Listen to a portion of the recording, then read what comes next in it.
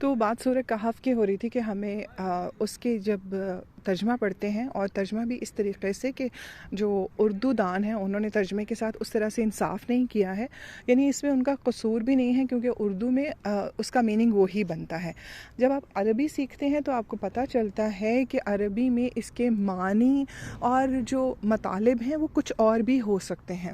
جیسے اللہ تعالیٰ نے اس سورہ میں خاص طور پر سورہ کہف کی میں بات کر رہی ہوں کہ حضرت ادریس علیہ السلام کا ذکر کیا کہ وہ ہمارا وہ بندہ سبابا پر چلا، یعنی آسمان کے راستوں پر، سبابا آسمانی راستے کو کہتے ہیں، تو اس پر چلا 3 بار۔ اور وہ جب محققین نے اس پر پوری تحقیق کی تو وہ ساری تفسیر نکلی اور باہر آئی کہ وہ کیوں چلے، آسمان کے راستوں پر انہیں جانے کی ضرورت کیوں پیش آئی۔ تو وہ دوسرے سیاروں کی مخلوقات سے مذاکرات کرنے، دوسرے سیاروں کی مخلوقات سے بات چیت کرنے وہاں جاتے تھے، یعنی اللہ تعالیٰ جسے چاہیں یہ اپنا علم اور قوت عطا فرما دیں۔ اللہ تعالیٰ قادر مطلق ہیں۔ جب ہم نے اس طریقے سے قرآن پاک کو پڑھنا ہے نا، پہلی بات ہے قرآن پاک کو صرف مذہب کی کتاب سمجھنا بیوقوفی سے کم نہیں ہوگا۔ قرآن پاک پوری کائنات کا کوڈ آف ایتھکس ہے۔